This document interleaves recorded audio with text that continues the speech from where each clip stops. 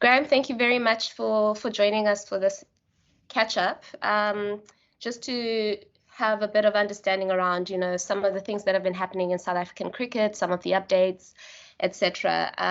Can you tell us about the state of South African cricket, of cricket in South Africa, and what the plans are for the next few months?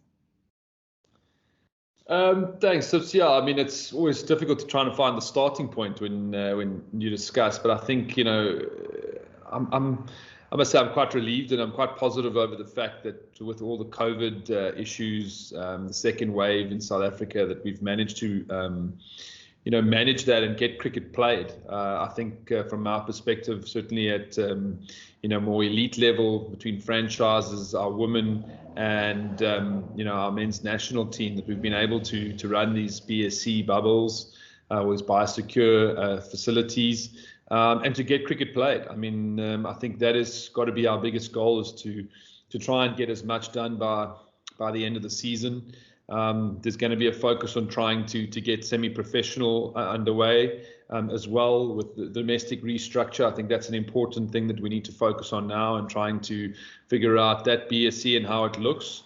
I think putting this franchise cricket together, the Momentum Cup in such a short space of time, just between Christmas and New Year, and being able to get that played is a huge credit to our medical team and the people that are implementing the BSCs and the stress that we're all carrying in terms of managing that. And then our women, started a series now in South Africa against the Pakistan women. We're grateful for the support of that. And then, sorry, my little man's arrived. And yeah, so get as much cricket played. So I'm just tying a shoelace. Dad duty, always on call. So you can hide anyone else, but they find you. There we go. Tell us a little bit about the Momentum OneDay Cup and how that's gone off, and how whether you're happy with how things have progressed so far, rain notwithstanding, of course. Yeah, I mean, obviously rain, you go to such a great extent to get these things together. I mean, the stress between Christmas and New Year to make sure we could get that played. I think to consider that we would have had probably 21 televised games in January between our women and our franchise cup, Momentum Cup, was an incredible effort. I mean, the amount of work that went into doing that and getting that set up, and I think it's so easy and to take the simple route of cancelling all cricket at the moment. But the fact that we've been able to get it played, and as you say, if the rain had stayed away, I think it would have been an exciting first few weeks. The second part of that BSC and tournament is about to get underway. So yeah, hopefully the rain will stay away and we can talk as much about cricket. Sips, I think that's the most important thing for us, is that we want to keep the conversation around cricket and getting it played. The Proteas men are into their third international tour. How important has that been for you, just as a director of cricket, to get the national teams back into action, particularly the men's team, with so many World Cups coming up, the T20 World Cup this year, next year, and then obviously the 50 over World Cup as well in 2023? Yeah, I mean, it is a heavy white ball focus. I mean, I think, when we're sitting in the winter in the midst of lockdowns and COVID, you often consider, and I think, it's easy to forget, but all of us and players included were probably sitting there thinking, when are we going to play again? When will we be able to even get outdoors, never mind play again? So I think to be able to reach that point where we got cricket underway with England in December, then Sri Lanka, to follow, and now the team being in Pakistan. I mean, I think, it's going to be a really busy period for them. I know it's challenging as well, moving from sort of these biosecure bubbles to the next one. But I think if we can finish our season, as I've said, with getting as much cricket in as possible, I know everyone is focused on results, but as the director of cricket, I see it as an opportunity for us to grow squads, to see a number of players across the board. I think it's just natural with COVID and the restrictions and how bubbles are being run, that it's going to be impossible to play your best team day in and day out, even though we want to achieve that as much as possible. But I think hopefully by April we would have a really good idea of a core group of players, and let's hope that the results will come our way as well. I think my major focus, which has been, is on getting cricket played. And our national men's team have been the pinnacle of that over many, many years, and I'm glad that they're up and running, and we're working on an FTP, and it's looking very busy. And our goal will be that at some point we need to pin things down and really focus on who's going to be the best squads going to these World Cup tournaments, and how that's going to look. But at the moment the focus is getting on as much cricket played as possible. I know that you're not considerably results driven, but it must have been good to see the Proteas winning a test series at home against Sri Lanka, particularly when after I looked at the squad against Sri Lanka, and I looked at that bowling attack on day one, you realize that there's a lot of work and development and growth that needs to happen as well. It was a very young squad with potential. So with that is going to come an element of learning, an element of sort of ups and downs. Yes, we want our team to win as much as possible. I wouldn't say that that's the defining thing for me this season. I would like to answer a few questions in my own head. I think the selectors would want to do the same, and the coaching staff, around the potential that we have to move forward, the type of players that put their hand up over the next few months. There's going to be a number of opportunities for players because of COVID bubbles and the challenges we face around quarantine periods and getting cricket played. So there are going to be probably more opportunities available to players than maybe in the past. So I'm really excited to see who puts their hands up and who are the people that we can back into the future. So yeah, I played the game hard, and I want our team to win as much as possible. But I'm also realistic around the challenges that we face on a daily basis with COVID and the bubbles. A lot has been said about this recently announced T20 squad that's going to be taking on Pakistan. What were some of the thoughts and the reasons behind having these drastically separated and different squads between the Test and the T20 teams? Yeah, look, I think when you work on these BSC protocols for COVID, you work with the other member nations, and I think I need to start by saying that if member nations don't support each other and get in and play cricket, cricket's going to find itself in a very challenging space. So, when you work with these member nations, your objective is to find the protocols that work for both. You find the middle ground to be able to implement them. And make them safe and get cricket played. So in working with Cricket Australia, we've come to a lot of those medical conclusions and how that's going to look. So, there will be an initial quarantine period before that series, and unfortunately that meant that we would have to play two different squads at the time. I guess in normal world it's not ideal, but it does offer opportunities. And we would really love to get our home summer, completed. And Australia are a big part of that home summer. We want to, not only, get it played, but we want to compete in that series. I think, we saw, from the Australia-India series, the hype around Test cricket.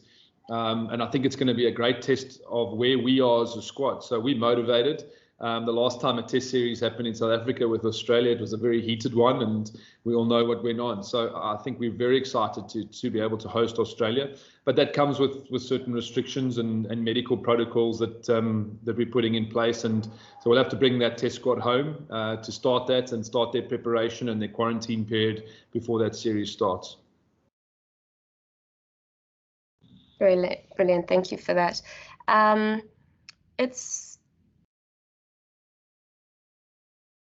There's been a bit of interest in the Proteas men's coaching staff in the last few days, particularly with the changeover from Prasanna Agaram to Rivash Gobind coming into the setup for the Pakistan tour. Can you tell us just a little bit more about that and set the record straight around Prasanna?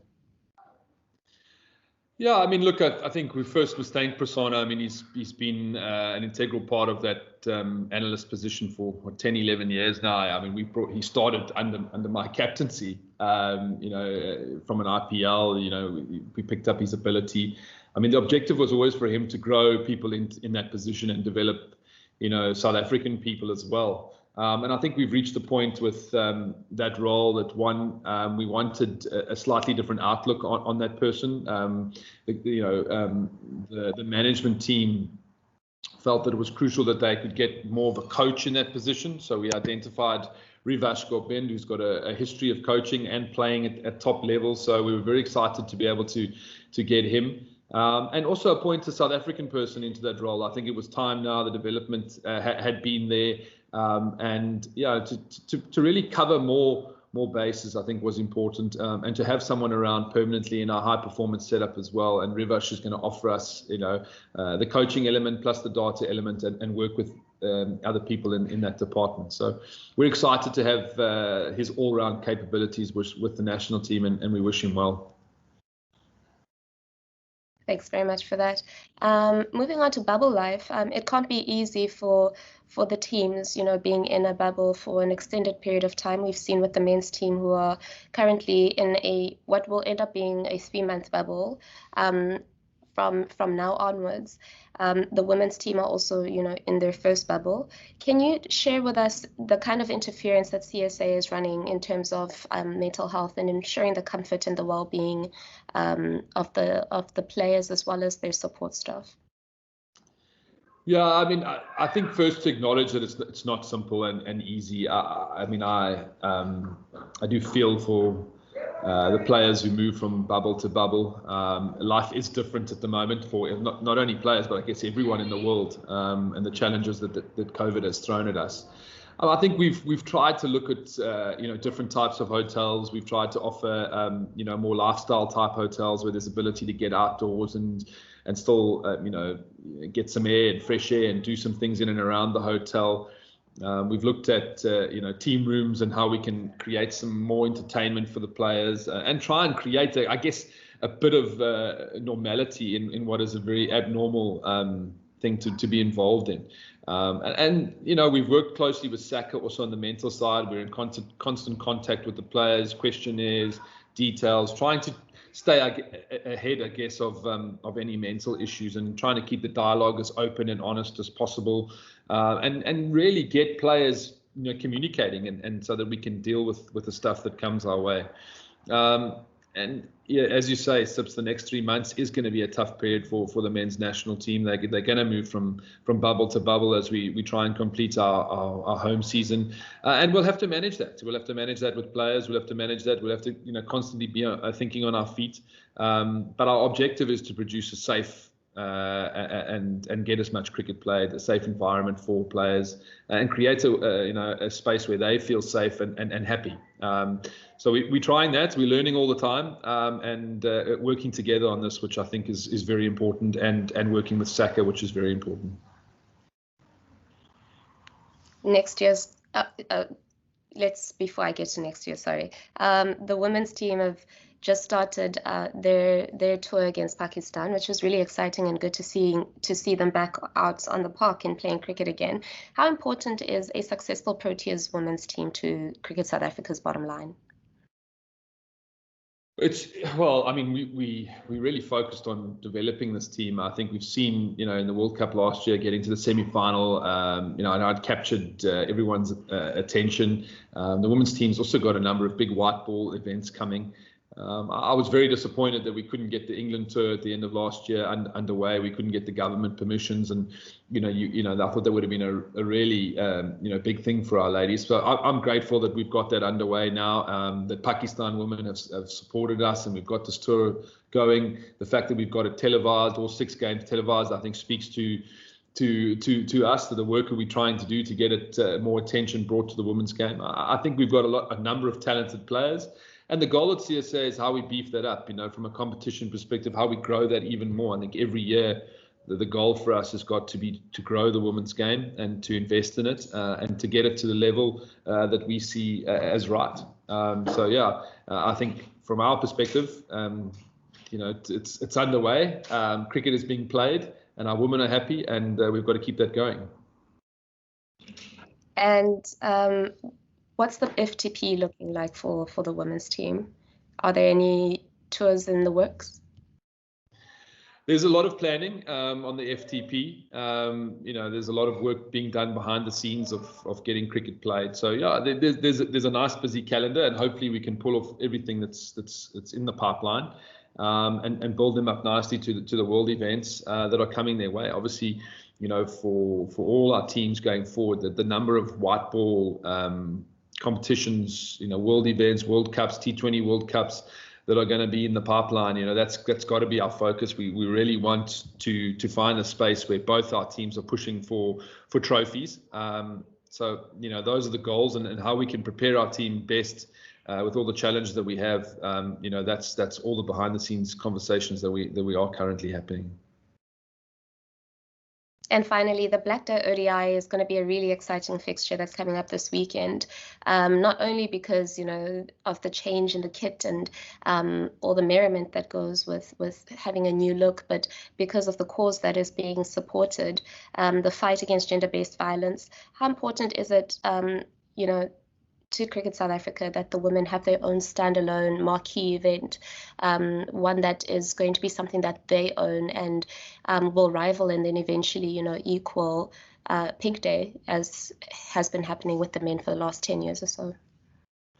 Yeah, I mean, 100%. I mean, we know how important the GBV message is, and to improve the way men treat women in our country. And it's really great that our women have taken that on. I know it's been delayed because of COVID. It was meant to happen early in the year, but I'm just, extremely happy and almost a bit emotional that we're managing to get it underway and to get that message out there, led by our Proteas women's team.